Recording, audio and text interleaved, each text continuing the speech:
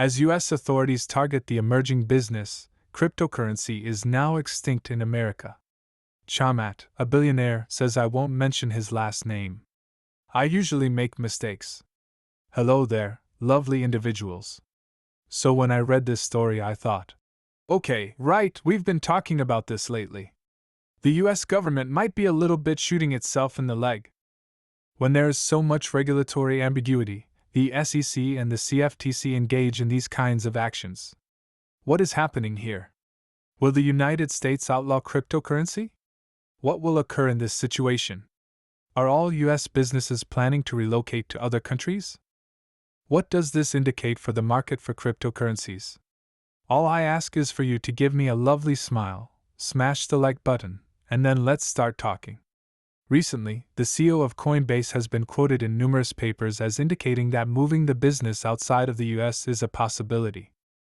And we observe that the CFTC accuses Finance and its founder of operating in a legitimate digital asset derivative exchange while knowingly violating federal law. Of course, the FTX issue was something that was pretty horrible. Yet the U.S. Sam Bankman-Fried was indicted by the government.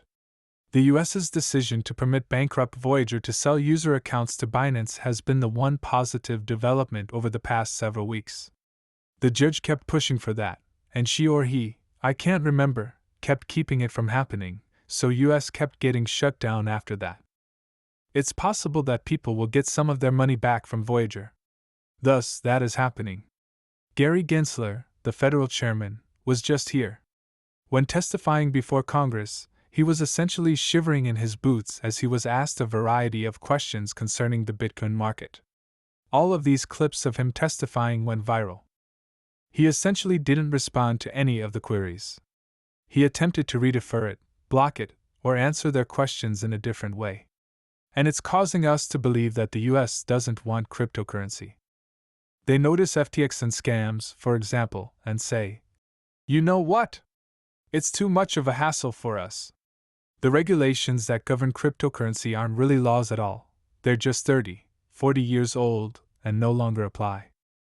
They need to make changes, pass laws, but instead of doing any of those things, they're just looking at all the negative things that are happening.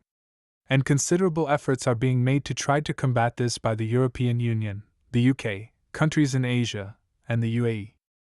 Chamat is also one of the most influential people in the world when it comes to startups, cryptocurrencies, and other similar topics. Because of this, he is well liked. And his most recent podcast, which is completely new. Not just him, there are a couple other people on the podcast as well. He mentioned regulators, such as the SEC and US Security, Exchange, and Commissions. The chair, Gary Gensler, is adamant about going after the NASA industry. The wealthy investor asserts that average people are doing everything in their power to drive the digital asset space out of the country since crypto now poses such a danger to the government and the established financial system. America has abandoned cryptocurrency. You employed Gensler. Even attributing crypto to the banking crisis. Right, that was crazy.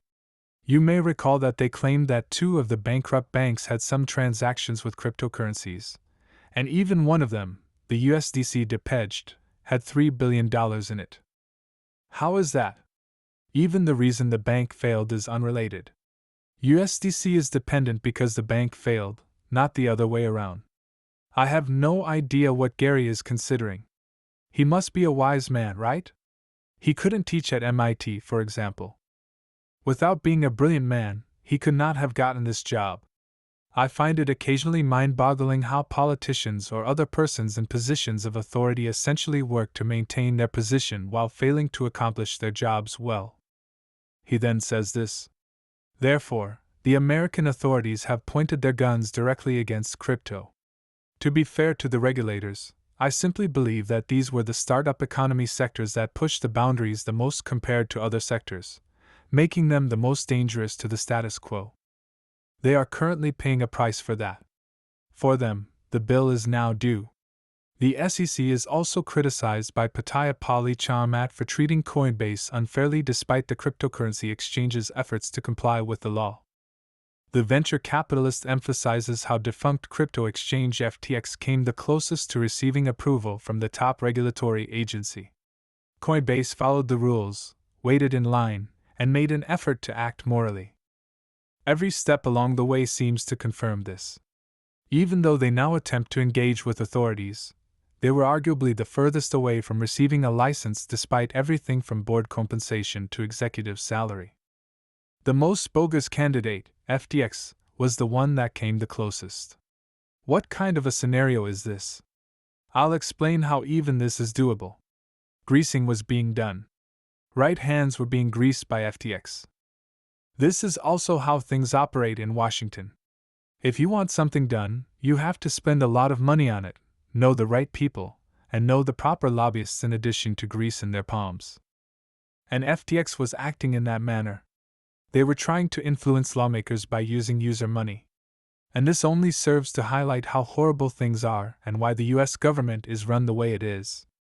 I previously shared this tale, but I recently saw a politician being interviewed, and they asked him, "What is the most important thing that you need to do after you get elected?" And do you know what he said in response? Obviously, the goal is to win re-election. Then it seemed like AIDS intervened and objected. I said, "Oh no," to assist my supporters. Yes, that is the most crucial factor. Consequently, they all desire re-election. They are afraid of losing their jobs. And as a result, if they consistently cast their votes in a particular way, those in positions of authority frequently assist them in winning re-election. Voters, campaign contributions, and similar matters. The cryptocurrency market is currently in a very strange situation as a result of what's happening. Just a few months ago, it seemed as though the market might be coming to an end. There were stories saying things like, "Oh my God, crypto is gone, Bitcoin is gone, it's a scam," and, "Oh my God, it's at 15,000. At that time. But what's the word now that cryptocurrency has sent Bitcoin back to somewhere around 30,000? The consensus is that cryptocurrency is making a comeback. Naturally, we haven't yet returned to these prices for Bitcoin and the other cryptocurrencies' all-time highs. However, there is a sense of increased confidence. Even in the most recent days, there has been a slight decline. The level of confidence is still very strong, so it will be fascinating to watch if there are more of these pieces and more high-ranking individuals telling people to leave the US. Right. Keep in mind that cryptocurrency is a worldwide phenomenon. Not only in the United States, however. Additionally, it is what is taking place elsewhere in the world. If all of these businesses are forced to leave the US, 1, 2, 3, or possibly all of the exchanges will continue to operate there while the others won't. And for the US customer, that will be sad. However, there will still be cryptocurrency, right?